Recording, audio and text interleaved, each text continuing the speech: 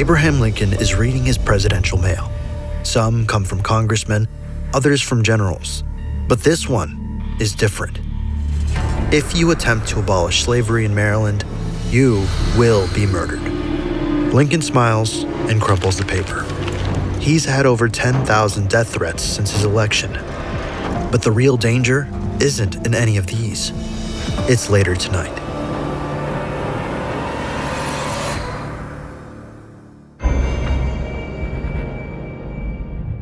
A man pushes through the door of Ford's Theater. He's a celebrity, John Wilkes Booth, one of America's most famous actors. For months, Booth has raged at Lincoln's speeches. Calls to free the slaves, demands for equality and the right to vote. But today, something feels off. "What's going on up there?" Booth demands. "We have a special guest tonight," replies the stagehand. Booth freezes. The decorations confirm it. There's only one man it could be. To him, Lincoln isn't saving the country. He's destroying it. His own family voting for him is proof. Twice, Booth has tried to kidnap the president, only for both attempts to fail. But the stars have aligned. He knows every corner of Ford's Theater. He's worked here many times. The president will be located in boxes 7 and 8. Despite this knowledge, killing him won't be easy. Booth's hatred stretches far beyond Lincoln. The president is one part of a much bigger plan.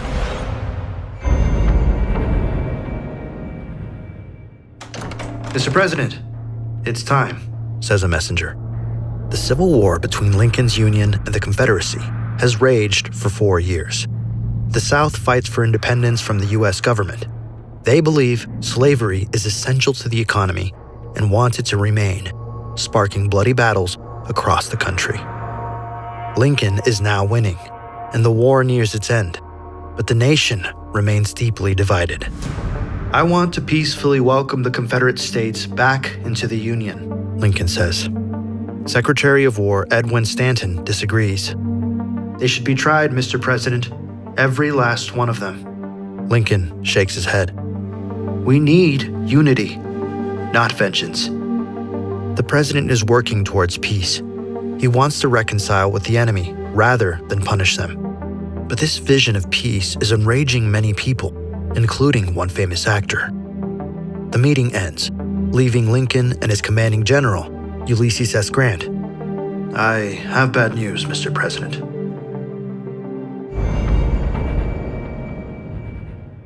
Booth strides toward Pumphrey's stable, mind racing.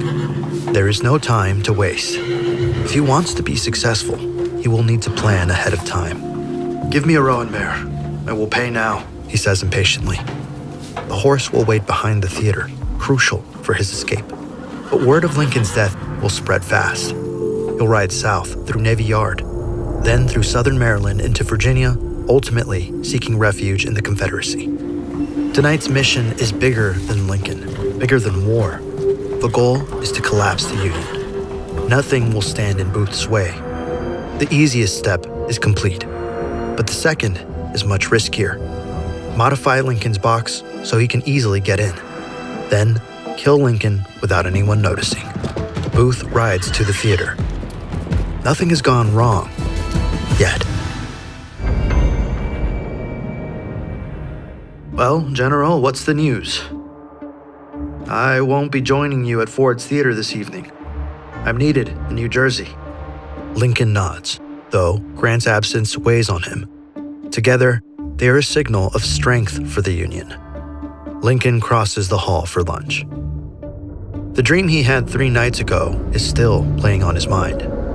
He was wandering through the White House at night. It was strangely quiet. Suddenly, he heard something. Weeping sounds, as if someone was mourning. He followed the crying until he stumbled into the East Room, where he found a sickening surprise. Mourners, gazing at a body covered with a blanket. "Who is dead in the White House?" he asked. The answer came. "The president. He was killed by an assassin." Back in the present, Lincoln greets his driver and footman, men he's known and trusted for years. Both look out for him and his family's safety. Like most presidents during this time, protection is limited, with only 1 or 2 bodyguards following Lincoln each day. Crook had been a police officer before joining the White House, the best on Lincoln's detail. Having completed a double shift, he won't be present tonight. Crook leans in. Sir, don't go to the theater. It's not safe. Booth leads his roan mare into the alley behind Ford's Theater and walks in the back door. But there's one problem. The theater is alive. Rehearsals, stagehands, musicians, all walking around. If Booth is caught modifying Lincoln's box, the entire plan collapses. He waits for 2 stagehands to leave, then climbs the steps. He sees the location where Lincoln's security will stand. Booth has an idea to slip past him. But like his previous attempts, plans don't always go as expected. Lincoln has just started his second term as president. For many years, he's understood exactly what the people want. Which reminds me of today's sponsor, because after a decade of continuous improvements, it's remained one of the top naval warfare games each year by delivering exactly what the people want. If you're tired of buying overpriced games but still want something that feels new, World of Warships is free to play and is handing out a limited time offer for new and returning players. This is because, unlike normal games, it avoids becoming boring by letting you control over 850 different ships, along with multiple maps and changing weather conditions. But what really sets it apart is how the game optimizes for realism and gameplay. Every ship is accurately designed from real historical blueprints, enhanced by stunning graphics. They even have history's biggest events, such as D-Day, the Battle of Midway, and the evacuation of Dunkirk, available on set game modes. For the festive season, every day you play the game, you'll decorate your own Christmas tree at Nordlishaven Port and get a free gift from the Advent calendar. By logging in today, new and returning users will unlock a bunch of exclusive gifts, including a free Tier 9 ship, 2 camouflages, and Santa's gifts containers. Use our link today to play for free and claim your rewards on PC. He pulls out a gimlet from his coat and quietly drills a spy hole into the entry door of Box 8. Big enough to see inside, but small enough to go unnoticed. He lights a match and picks up the wood shavings. If any evidence is discovered, the plan shatters immediately. Suddenly, Booth hears voices coming from the stairs. He hides behind the door and waits, his fists clenched. One of the stagehands is walking towards him. There is nowhere to hide. The footsteps get closer to the box. Booth's heart starts to pound. 5, 4, 3, 2. The door starts to open. But then, I found it. Your hat is here on the seat. the footsteps fade. Booth exhales. That was too close. Now, for something that might expose his whole plan. He places a wooden leg in the corner of the room. This will be essential for the assassination to go smoothly. Then he notices it. The lock to Lincoln's box is already broken. Perfect. He sees the chair and imagines the shot. But he needs a murder weapon. Something powerful enough to kill Lincoln, although small enough to go unnoticed. Booth exits the theater feeling good. Everything is going to plan, though his presence hasn't gone unnoticed. He rides back to the National Hotel where he's staying. The box has been set up. The only thing left is to kill Lincoln.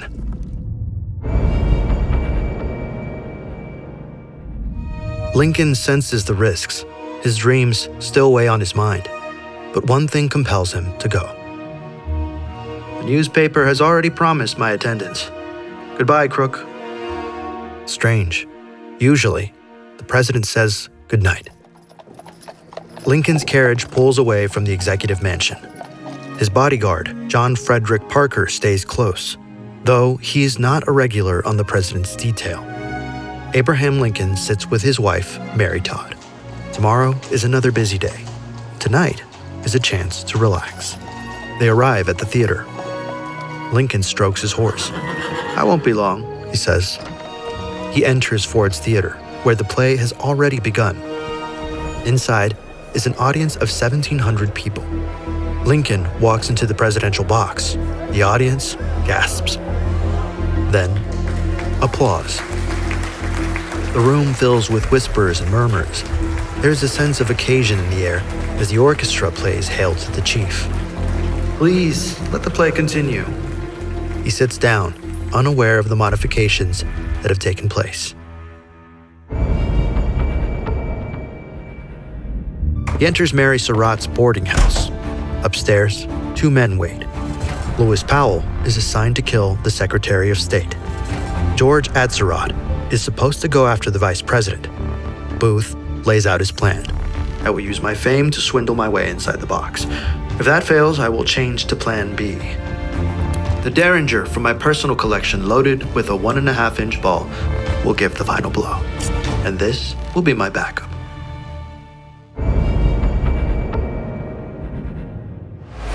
Booth cuts through the streets and turns into the alley behind Ford's Theater. But something is wrong. He clutches his chest. He feels the world closing in on him. The plan is perfect, but it's fragile. He's banking on one specific moment. If he doesn't reach Lincoln's box in time, his entire cover is blown. If that happens, the chances of success become even slimmer. Booth meets the stagehand supposed to hold his horse. Are you all right? I will wait out here for you. Yeah. Booth slips through the back door like he's done 100 times before. Inside, the crew moves props. Booth passes them like it's any other night. But he's not here to perform. He's here to listen, track the lines of the play. He walks slowly, close to the curtain, adrenaline kicking in. Lincoln is sitting in his box, laughing, oblivious to what's about to come.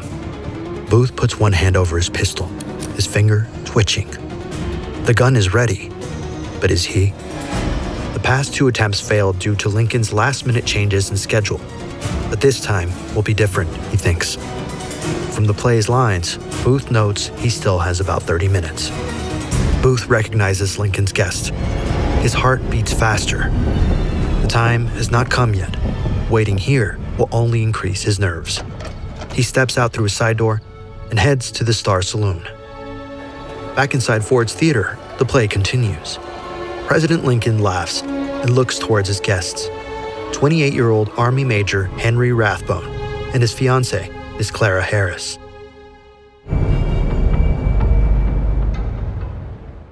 He walks fast and pushes through the door, taking a seat at the bar. Whiskey, not brandy. Booth tries to remain confident, but doubts are creeping in. Tonight, his usual order is not strong enough. Being searched, facing the president's bodyguard, and making a successful escape feels too uncertain. He takes a deep breath and glances around the room. At the bar is Francis Burns, Lincoln's driver. He's with one other man, but Booth can't recognize him. He drinks beside the very men loyal to his target. Then, You'll never be the actor your father was, a random man blares. Booth doesn't flinch. He just smirks. When I leave the stage, I'll be the most famous man in America. He downs the whiskey and walks out. His time is now. Booth walks to Ford's Theater. Inside, the play is moving toward its final act. He must get to Lincoln's box in time for the joke. If he arrives too late, the opportunity will be lost forever. Booth enters through the main doors. The ticket taker greets him. He moves quickly up the stairs. Amongst the crowd are a handful of armed soldiers, but Booth doesn't notice them.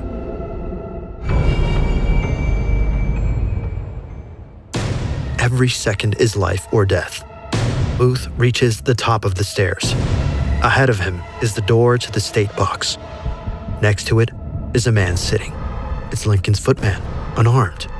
The bodyguard is probably inside. Booth doesn't want to kill another person, but he can't allow anyone to get in his way. He approaches Forbes and takes out a calling card. His heart starts to pound. There's only a few minutes left until he must strike. Forbes stares at it, eyeing every detail. He looks back up at Booth, eyes narrowing. Ah, John Wilkes Booth. The president is fond of your place. Please, go ahead. No turning back now. He clutches the knife on his waist, ready for Lincoln's bodyguard. But the room is empty. Maybe he's with Lincoln. He grabs the wooden leg he planted earlier and jams it in place, wedging the door so nobody can get in. He looks inside the box through the spy hole. Lincoln is right there. On stage, the actress says a line. Don't know the manners of good society, eh? Next will be the joke he has been waiting for. He turns the knob and steps inside. The president's bodyguard is not here. Then it hits. Well, I guess I know enough to turn you inside out, you suckdologizing old man trap. The crowd erupts. Booth raises the pistol, hovering it behind Lincoln's left ear. He fires. Lincoln's head drops forward. Mary Todd turns, confused. The crowd keeps laughing. They think it's a part of the show. Rathbone sees Lincoln's head bleeding and attacks. Booth plunges his knife into Rathbone's arm, deep to the bone. He moves to the edge of the box and jumps. His boot catches a flag, twisting him midair. Booth slams into the stage. His leg breaks, but he stands and yells, Sic semper tyrannis. In the box, Rathbone shouts, Stop that man! Booth dashes behind the stage. A man grabs him. Booth takes his knife and drives it into him. The man's grip releases. Booth continues running towards the back entrance. He exits and screams, Give me the horse! The stagehand freezes in shock. Booth knocks him over, jumps on the horse, and disappears into the night. In the chaos that followed, Abraham Lincoln was carried across the street to a boarding house, where he lay deep in a coma. The person meant to protect the president that night was the man getting drunk inside the saloon with Lincoln's driver. The other conspirators were quickly captured and brought to justice. Lewis Powell stabbed the Secretary of State, but Seward survived. George Atzerodt decided to calm his nerves at a bar and ended up getting too drunk. The president clung to life through the night. But at 7:22 a.m. on April 15th, Abraham Lincoln died, and the hunt for Booth began. Edwin Stanton, the man Lincoln was debating with earlier that day, starts the largest manhunt in American history. Booth fled to Virginia. His escape lasted 12 days. On April 26, Union soldiers surrounded him in a barn. They told him to surrender, but he refused. He was shot and killed on the spot.